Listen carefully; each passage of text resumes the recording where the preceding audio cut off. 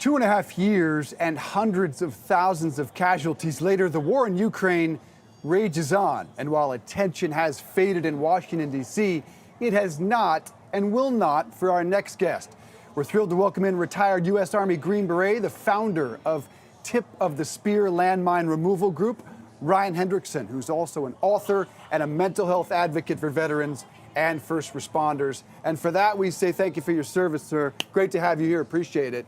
If you could, take me back to 2010, an incident that is certainly always fresh on your mind, but painful to recall.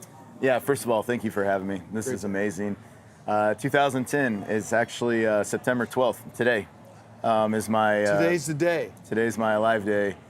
September 12th, 2010, we were conducting a village clearance of a Taliban stronghold, and I stepped on an IED that nearly took my life. And so, yeah, it's a pretty sobering day. We just went, paid our respects and are remembering September 11th, what happened 2001, and September 12th, 2010 was the day that almost gave my life when I stepped on a landmine. I know it's painful to talk about, but I think it is important. Did you think you'd get through that? Did you think you'd survive that moment?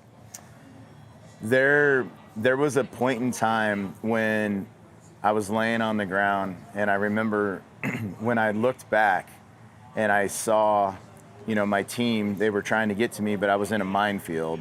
IEDs. So there's IEDs everywhere. And I remember looking back, and I remember, as I was starting to kind of fade out, I had the realization, I'm going to die here today. And so I do remember thinking, today, September 12th, I'm gonna die here today along the Helmand River. And so I did think that I was gonna die that day. How grateful must you be here on this day, on September 12th, and walking around the New York Stock Exchange, Ryan? It's amazing. It's America. It's, me coming back from that day is, hundreds, thousands of veterans have done it. My story, I have my story, but it's very similar to thousands of veterans out there. But the fact that I'm here today, September 12th, 2024, in the stock exchange, I'm talking with you, I just look around and I just, I see the flag on the wall there, and it's like, God bless America. That's all I can really think right now. Well, we're far more grateful for you. Next step in the process is you decide to write a book, Tip of the Spear. Why? What's in the name? Yeah. And what did you hope to accomplish with the book? So, Tip of the Spear, the name, my job on a Special Forces ODA team as an engineer was in the front, clearing for whether it was an objective we were going to assault or a target or whatnot like that. And so we are the spear, and the guys in the front would be the tip of the spear. But I had wrote the book. It's not a chest-pounding war story. It's a real life story about my struggles with mental health, the dark places that I went to, recovering from my injuries, what veterans can relate to, the struggles that veterans are having today. And I put it on paper because I thought, my story could reach out and help somebody, and every single veteran has a story. And if they would tell their story, somebody out there can benefit from that person's experiences.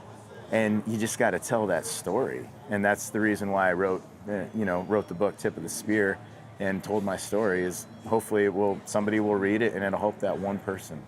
That's incredible. And it's also the name of your nonprofit, Tip of the Spear Landmine Removal. What inspired you to start that?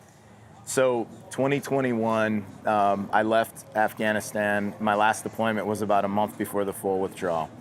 And during the withdrawal and after the withdrawal, I went to some really dark places, as a lot of veterans have. And I remember having a lack of purpose. Like, what is my purpose now? And so February 2022, the full-scale invasion of Ukraine, I quit my job. I was already retired from the military at the time, but I quit my contracting job, and I just went to Ukraine to see how I can help. And that evolved into evacuating civilians from areas that the Russians were moving into with a missionary organization.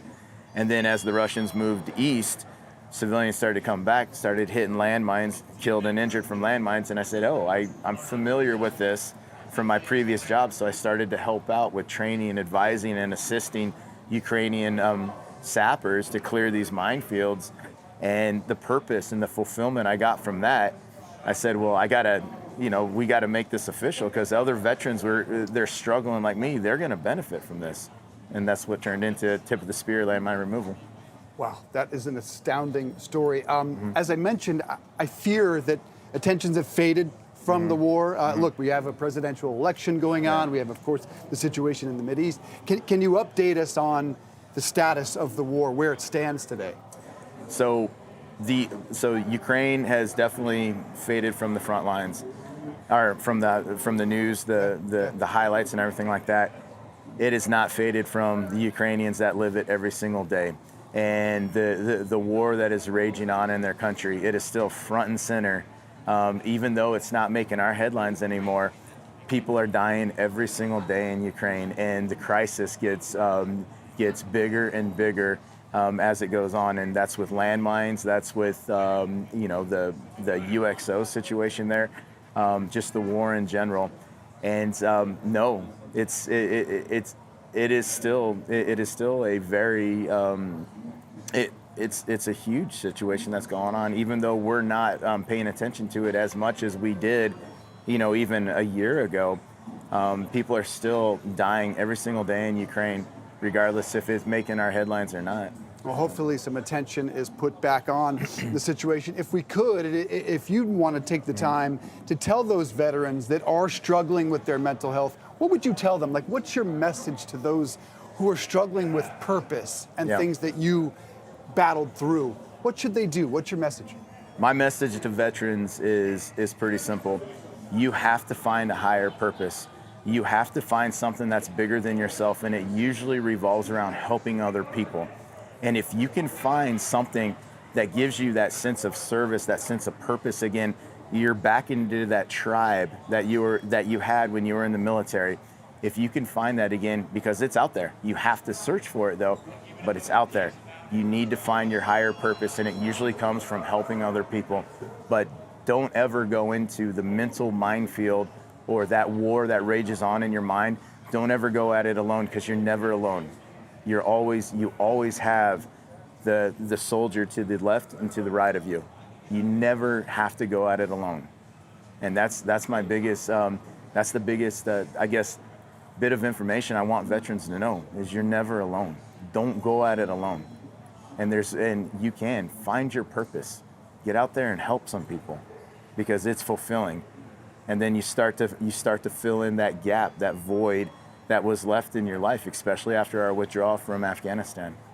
You can find that higher purpose, and it comes from helping others. Sorry, man, I got a little bit, yes, maybe a little emotional. I got chills. That's incredible stuff. He is retired Green Beret. He is the founder of Tip of the Spear Landmine Removal. He's an author and clearly a mental health advocate for troops as well. Good to see you, sir. Thank you for your service. Thank you so much. I appreciate it.